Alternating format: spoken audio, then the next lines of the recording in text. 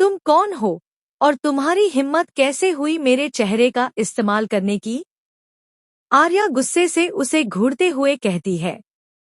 हाँ हाँ हाँ, रियली? क्या यह आम बात नहीं है तुम्हारे लिए? इससे पहले भी तुमने खुद की बॉडी को उधार दे दिया था, लेकिन देखो 5 साल तक अपने नाम, वजूद और शरीर से दूर रहने के बाद तुम वापस आ ही गई। लेकिन अगर फिर से कोई और तुम्हारी पहचान का इस्तेमाल करके जिए तो इसमें नया क्या है तुम्हारे लिए? यह कहते हुए वह एविल स्माइल के साथ आर्या को देखने लगी। उसकी बात आर्या के पुराने जख्मों पर नमक छिड़कने का काम कर रही थी। इनफ, वह पहले की बात थी, लेकिन अब मेरी जिंदगी सिर्फ मेरी है और मैं उस पर किसी को भी कब्जा नहीं करने दूंगी। मुझे पता है तुमने यह सब क्यों किया है। आर्या ने अपना संयम नहीं खोया और अपनी दमदार आवाज में बोली। अच्छा तो बताओ मैंने ऐसा क्यों किया है? वह धूर्तता से मुस्कुराते हुए पूछती है। और किस लिए? मेरे प्यार को हासिल करने के लिए। क्यों मिस अवंतिका वर्मा?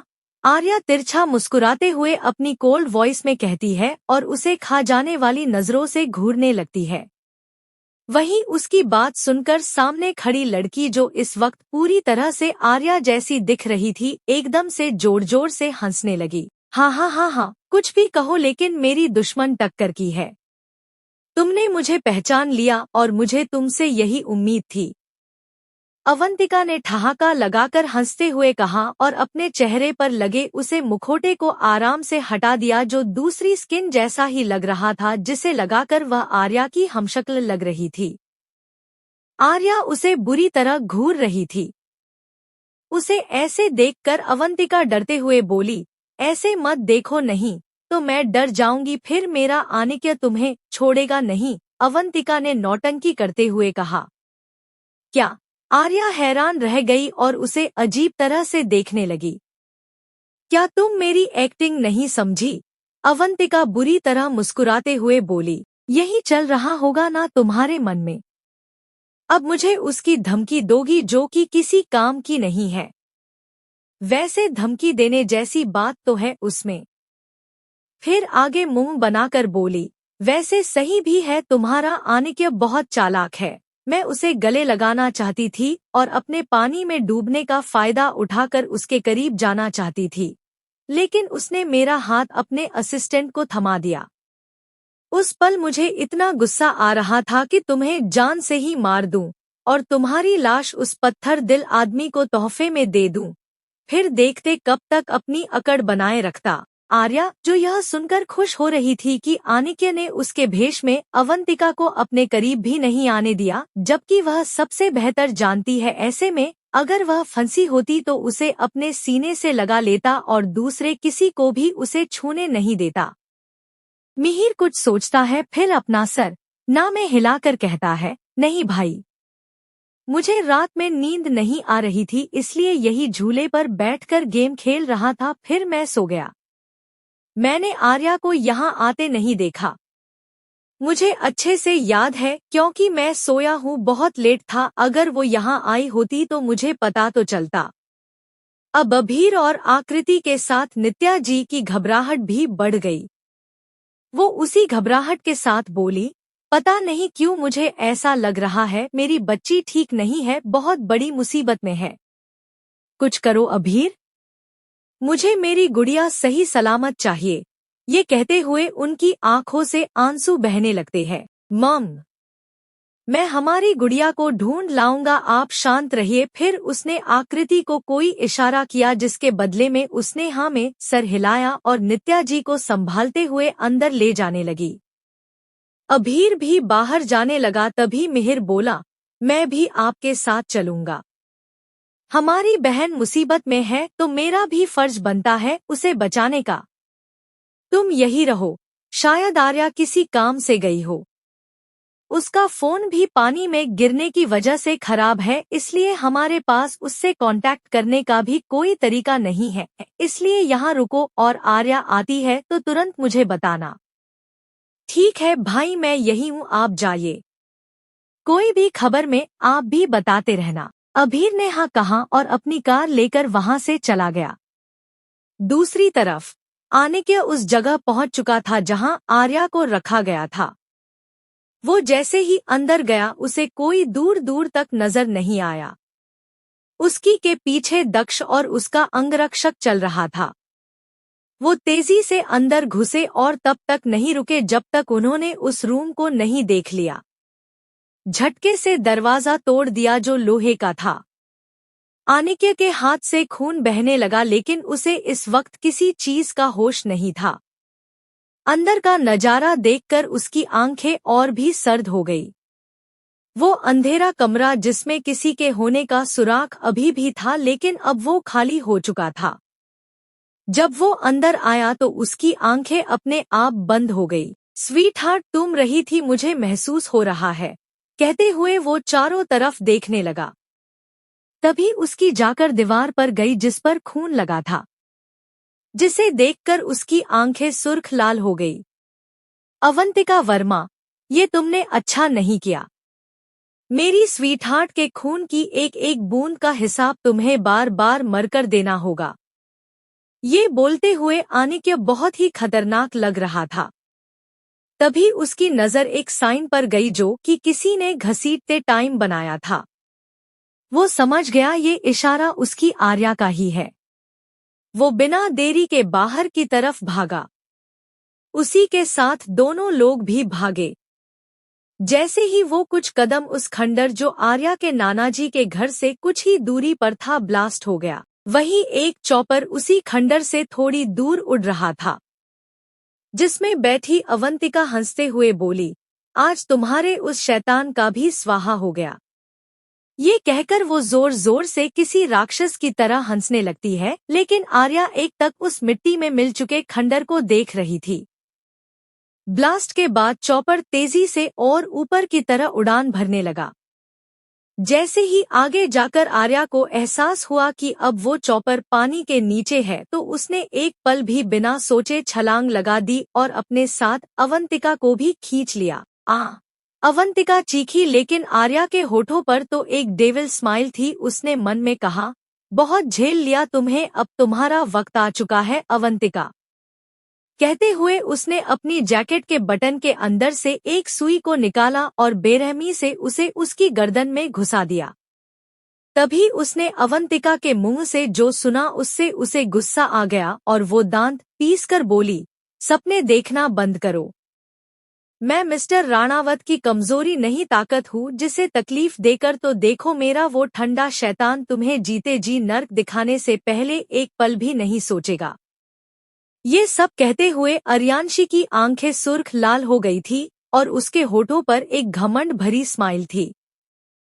उसे खुद से ज्यादा अपने प्यार पर भरोसा था। Shut up!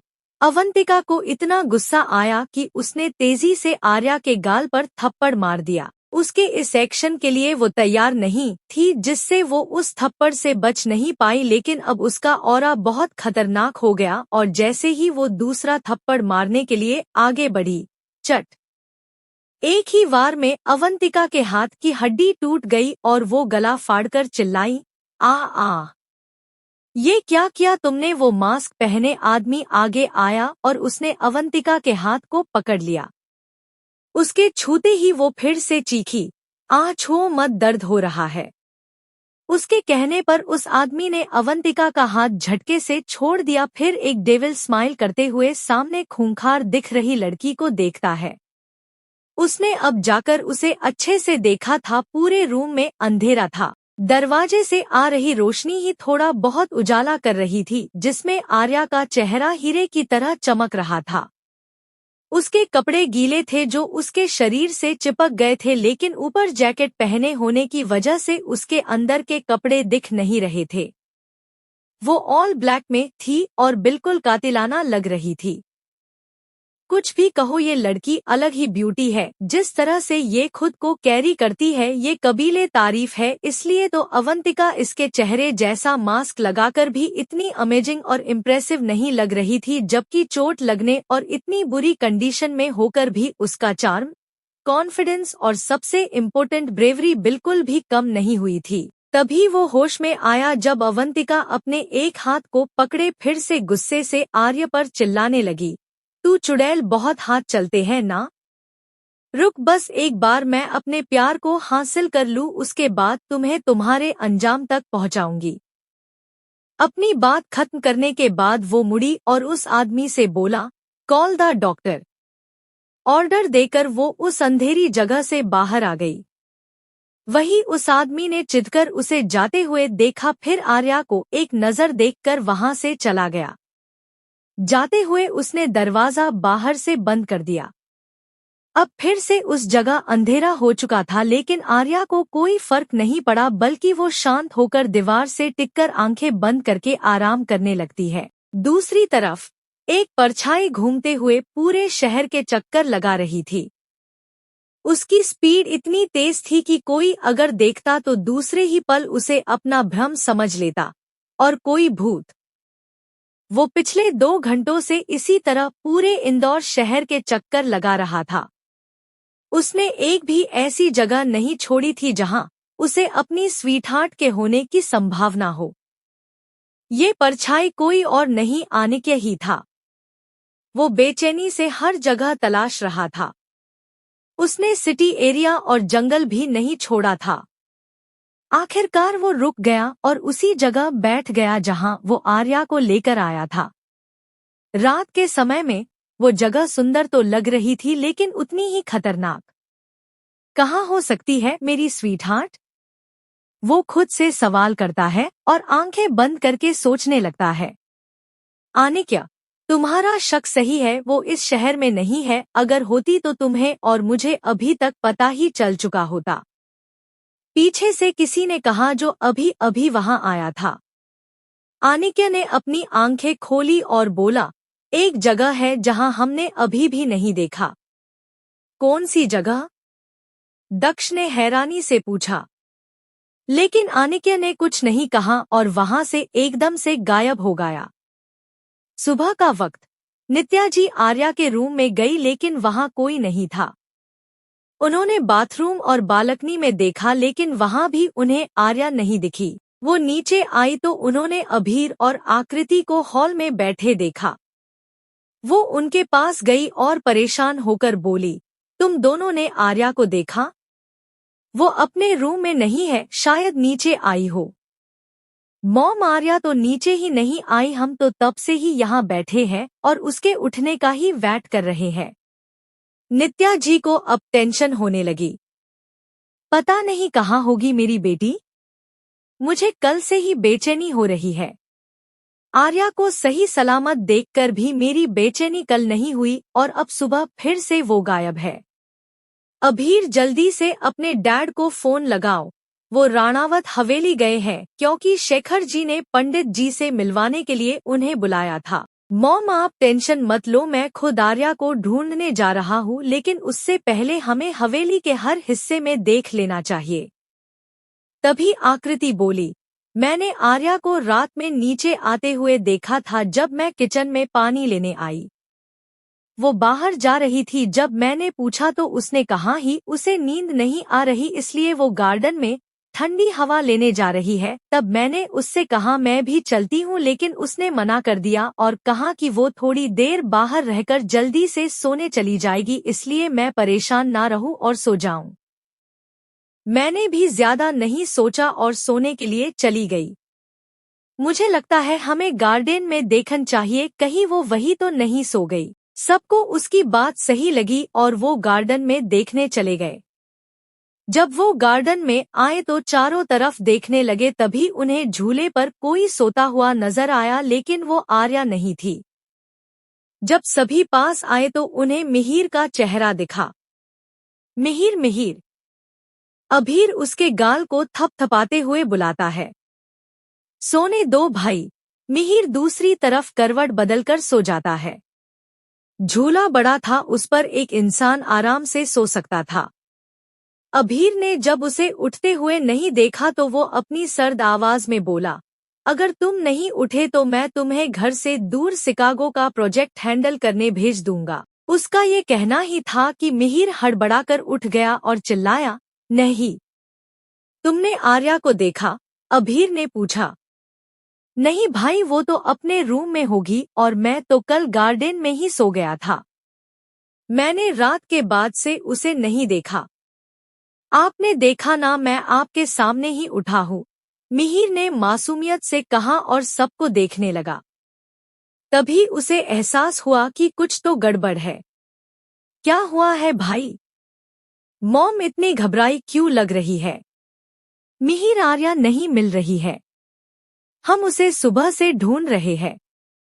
आकृति ने रात को उसे गार्डन की तरफ आते देखा था तो हमने सोचा वो यहाँ होगी, लेकिन यहाँ तो तुम थे, इसलिए मैं पूछ रहा हूँ कि क्या तुमने आर्या को यहाँ आते देखा था? उसके बाद पूरी ताकत से उसे तेजी से लात मारी, जिससे वह आर्य से भी तेज नीचे गिरने लगी। आसमान में अवंतिका की चीज गूंज उठी। वहीं अब आर्या के ऊपर भी बेहोशी सी चाहने लगी थी। तभी उसे एहसास हुआ कि किसी ने उसे हवा में ही मजबूती से खुद में समा लिया। वह खुशबू और टच उसके लिए अजनबी नहीं था।